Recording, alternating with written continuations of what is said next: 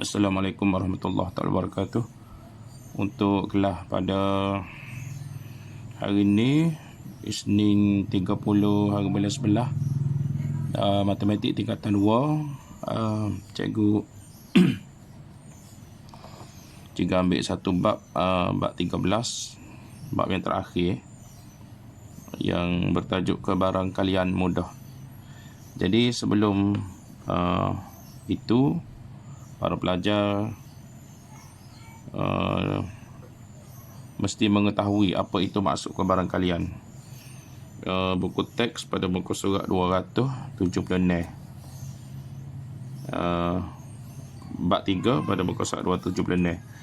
Okey, untuk permulaan, untuk mengetahui ataupun memahami berkaitan bab 13, pertamanya pelajar harus mengetahui apa itu maksud kebarangkalian pada muka surat 278.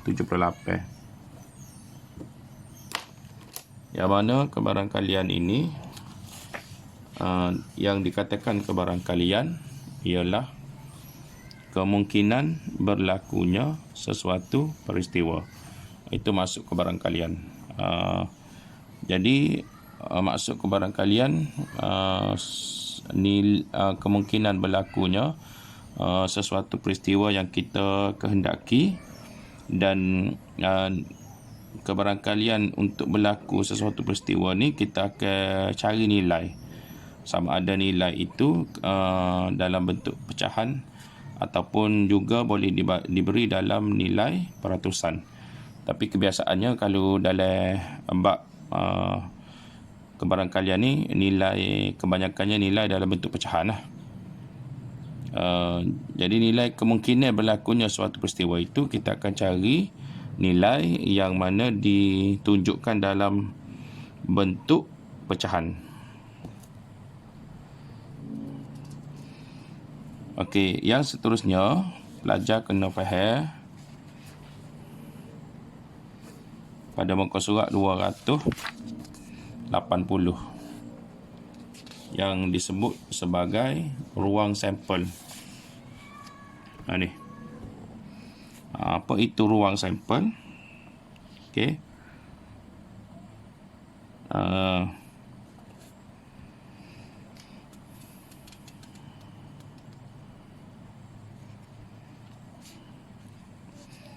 Okey, kalau kita tengok pada rangsangan minda ni pada muka surat 280, kalau pelajar boleh perhatikan, dia ada satu aktiviti iaitu menulis kesudahan yang mungkin bagi lambungan dadu. Maksudnya, kalau kita lambung dadu, apakah kesudahan?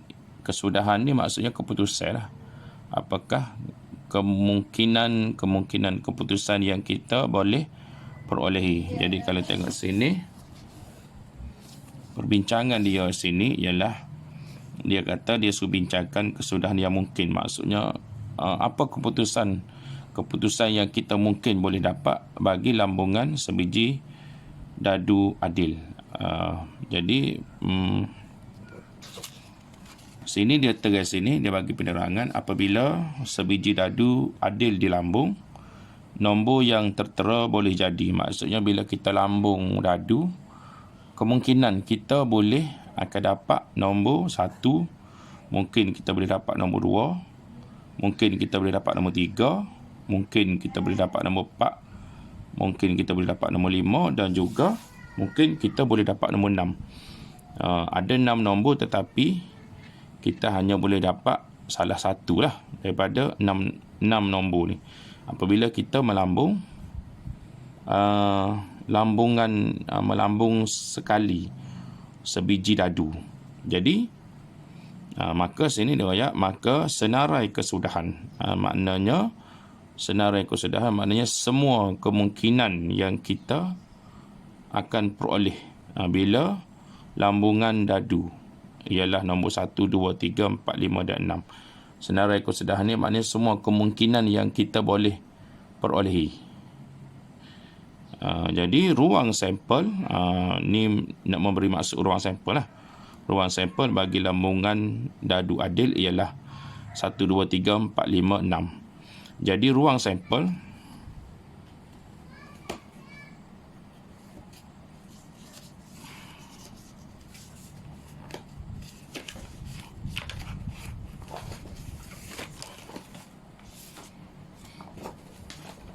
Pertamanya, bila disebut ruang sampel,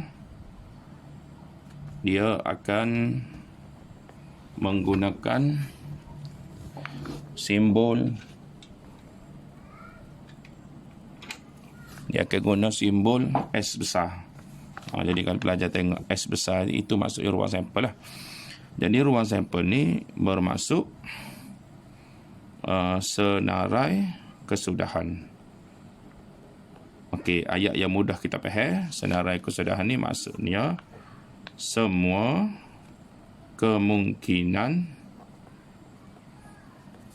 yang mungkin diperolehi.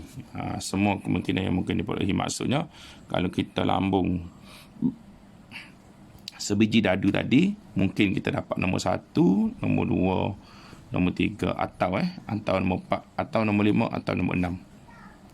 Semua ini dipanggil senarai kesudahan ataupun dipanggil sebagai ruang sampel apabila kita melambung sebiji dadu. Jadi, cara nak tulis ruang sampel, dia ada simbol depan ni, lepas tu ada simbol belakang. Jadi, kita tulis S sama dengan, maknanya bila kita tulis gini, ini bermaksud semua ruang sampel apabila dilambung sebiji dadu. Ini adalah semua kemungkinan yang kita mungkin boleh dapat apabila melambung dadu. Jadi pada muka surat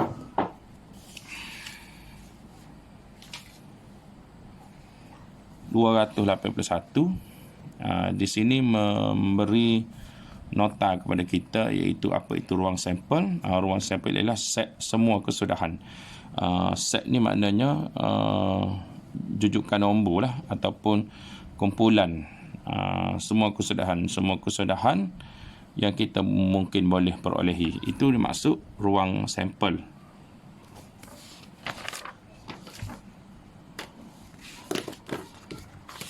Yang seterusnya, pelajar kita tengok pada muka surat 282. Tajuk atas ni iaitu peristiwa. Peristiwa.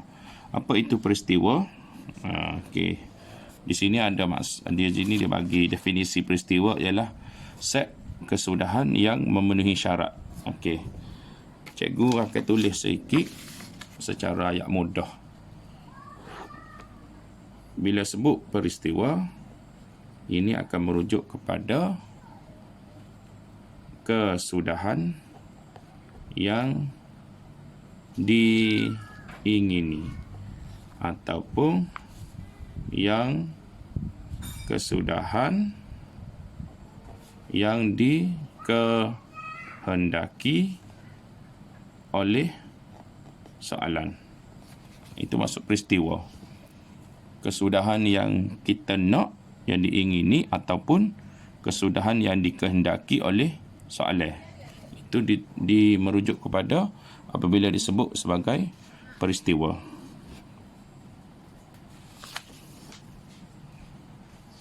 Okey, seterusnya kita pergi kepada muka surat 283.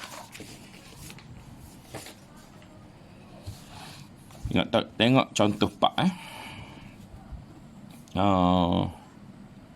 Okey, kita pergi contoh 2 dulu. 1, nombor dipilih secara rawak daripada nombor perdana 20 hingga 40. Senaraikan kesudahan yang mungkin.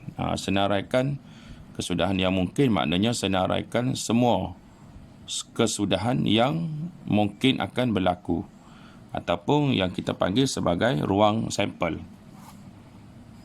Okey, jadi apabila kita tengok daripada nombor 20 hingga 40, nombor perdana antara 20 hingga 40 ialah nombor 23, 29, 31, 37. Ini dipanggil sebagai ruang sampel. Semua kemungkinan yang mungkin diperoleh apabila kita nak pilih satu nombor. Nombor yang kita nak pilih ni adalah nombor perdana di antara nombor 20 hingga 40. Jadi ini semua kemungkinan nombor yang akan kita perolehi apabila kita nak ambil senombor. Jadi ruang sampel dia kita tulis tadilah. Kaedah dia tulis, kita tulis S simbol kepada ruang sampel. Jadi kita tulis nombor-nombornya ialah 23, 29, 31, 37. Jadi bilangan dia bilangan untuk ruang sampel ialah 4 lah. 23, 29, 31, 37. Ada 4 nombor. Jadi ada 4 bilangan unsur di dalam ruang sampel. Jadi dia ada guna simbol N. Bila dia guna simbol N S, ini maksudnya bilangan lah. S tu adalah ruang sampel. So bilangan ruang sampel ialah 4. Merujuk kepada nombor tadilah, nombor 23, nombor 29, nombor 31, nombor 37. Jadi kalau pelajar jumpa huruf N, ini bermaksud bilangan. Okey, kita pergi kepada contoh 4. Dia kata sekeping kad telah dipilih secara rawak. Secara rawak ni maknanya secara tak tahulah. Tak tahu kita dapat nombor berapa. Secara rawak ikut dia. Ikut dia pilih. Kita nak pilih secara rawak, secara ikut dia, ataupun tak tahu boleh nombor berapa. Jadi kita nak pilih sokad, satu kad yang dipilih secara rawak dari sebuah kotak. Maknanya kita nak pilih sokad yang berada di dalam kotak. Jadi bila kita pilih secara rawak tu, maknanya kita tak tahulah kita dapat kad tu yang bernombor berapa. Jadi kita nak pilih sokad yang mana dari sebuah kotak yang mengandungi kad bernombor 1 hingga 9. Maknanya dalam kotak tu ada kad yang bernombor 1 hingga 9. Maknanya dalam kotak tu akan ada 9 keping kad lah. Sekeping kad bernombor 1, sekeping kad bernombor 2, sekeping kad bernombor 3 sehinggalah nombor 9. Okey, soalan dia, tentukan sama ada peristiwa berikut mungkin boleh berlaku atau tidak. Peristiwa yang dikehendaki lah, seperti macam cikgu ayat tadi. Peristiwa-peristiwa ni kemungkinan yang dikehendaki. Boleh ke tak berlaku peristiwa tu? Okey, dia kata kalau nombor lebih besar daripada 5, boleh ke tak berlaku nombor 5? Peristiwa nombor lebih besar daripada 5. Ini adalah peristiwa. Ini adalah peristiwa, iaitu kita undur balik soalan tadi. Dia kata sekeping kad dipilih secara rawak. Jadi kalau nak pilih sekeping kad tu daripada kotak tu, boleh ke tak kad yang terpilih tu nombor dia lebih besar daripada 5? Jawapan dia boleh berlaku lah. Peristiwa ni boleh berlaku. Sebab dalam kotak tu ada kad yang bernombor 0, ada kad yang bernombor 7, ada kad yang bernombor 8, ada kad yang bernombor 9. Maknanya peristiwa ni boleh berlaku lah. Jadi sini dalam contoh ni dia bagi senarai ruang sampel dulu. Ruang sampel ni semua kemungkinan. Kemungkinannya nombor 1 sampai nombor 9. Maknanya peristiwa yang pertama ni boleh berlaku. Peristiwa yang kedua, nombor dengan 2 digit. Dalam ruang sampel hanya ada nombor 1 digit sahaja. Maknanya peristiwa ini tidak mungkin berlaku lah. Yang ketiga, faktor bagi 15. Boleh ke tak berlaku faktor bagi 15? Kita kena faham dulu faktor bagi 15 ni nombor yang boleh dibahagi dengan 15. Iaitu nombor 3 dan juga nombor 5. Jadi peristiwa yang ketiga ni mungkin boleh berlaku. Sebab di dalam kotak tu dia bergantung kepada apa yang ada dalam kotak lah. Apa yang ada dalam kotak itu akan mempengaruhi sama ada peristiwa tu boleh berlaku ataupun tidak.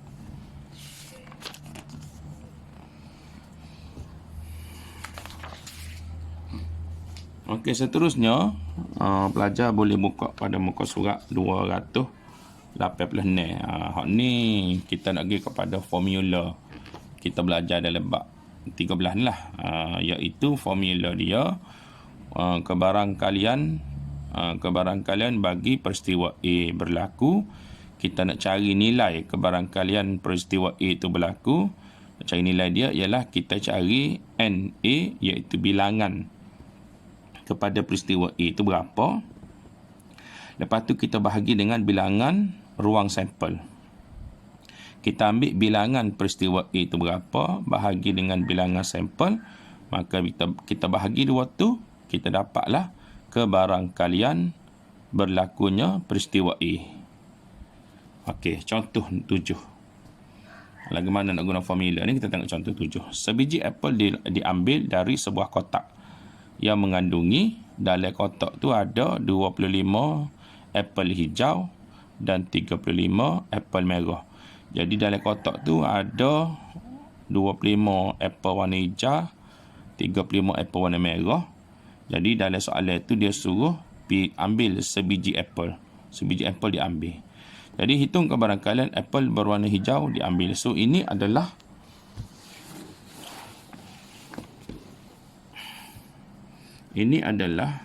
peristiwa dia. Apple warna hijau diambil. Ini peristiwa dia. Jadi soalan dia tanya lah ni, boleh berapa kebarangkalian peristiwa apple hijau diambil. Jadi kebarangkalian dia guna simbol P besar. P besar tu simbol bagi kebarangkalian diambil daripada perkataan Inggeris probability. Jadi kalau tengok kepada soalan ni, dia akan jadi gini formula dia. Kebarangkalian apple hijau diambil. Nak ambil so tadi lah. Kebarangkalian apple hijau. Jadi kita kena tahu bilangan apple hijau tu ada berapa dalam kotak. Kemudiannya kita bahagi dengan bilangan sampel. Bilangan sampel ni ialah bilangan keseluruhan apple dalam kotak. Okey, jadi bilangan apple hijau ada 25 biji. Bahagi dengan bilangan keseluruhan apple yang ada dalam kotak tu ialah 60 lah, iaitu 25 tambah 35. Jadi sini kalau kita bundarkan kecil, kita jadi 5/12. Jadi 5/12 ni kepada ni? 5/12 ini ialah kebarangkalian bagi apple hijau terpilih. Kalau kita nak ambil so apple dalam kotak tu, ni nilai kebarangkalian untuk terpilih sebiji apple yang berwarna hijau. Jadi nilai kebarangkalian ni kita bagi dalam bentuk pecahan.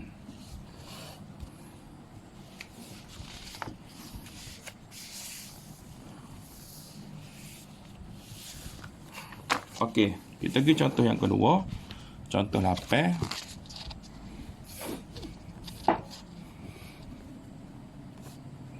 Pramjit mendapat wang saku sebanyak RM5 pada setiap hari Selasa, Rabu dan Khamis. Dapat RM5 hari Selasa, dapat RM5 hari Rabu dan dapat RM5 hari Khamis. Hitung kebarangkalian dia mendapat wang sebanyak RM5 dalam 4 minggu. Jadi kebarangkalian dia, peristiwa dia tanya dapat wang RM5 dalam 4 minggu. Dalam 4 minggu. Okey. Jadi ini adalah peristiwa dia. Jadi mula-mula kita cari bilangan hari dalam 4 minggu lah. Disebabkan cerita dalam 4 minggu ni, jadi kita cari bilangan hari. Yang mana bilangan hari dalam 4 minggu. Okey, kita Cikgu guna formula lah. So kebarangkalian dia dapat wang saku RM5 ialah berapa bilangan hari dia dapat wang saku RM5 bahagi dengan bilangan sampel, iaitu bilangan hari keseluruhan. Okey, jangan lupa dia cerita sekarang ni dalam tempoh 4 minggu. Jadi bilangan hari keseluruhan 7 kali 4 dia akan dapat 28. 4 minggu. Jadi bilangan hari dia dapat wang saku ada 3 hari dalam seminggu. Hari Isnin, hari Selasa, Rabu, Khamis. Selasa, Rabu, Khamis. Dia dapat 3 hari dalam seminggu. Jadi kalau darab dengan 4 minggu, dia akan dapat 12 hari. Selama 4 minggu tu dia dapat 12 hari. Wang saku RM5 riyal. Jadi kebarangkali ada dapat wang saku 5 riyal tu 12 bahagi 28 lah. 12 ni bilangan hari dia dapat wang saku RM5 dalam masa 4 minggu. 28 ni ialah jumlah keseluruhan hari dia masa 4 minggu. 28 per dengan 12 per dengan 28. So kalau kita bundakan, kita kecil, kita dapat 3/7. 3/7 ke apa ni? Apa ni? Nilai ini 3/7 ni ialah nilai kebarangkalian peranjit mendapat wang saku sebanyak RM5 riyal. Okey.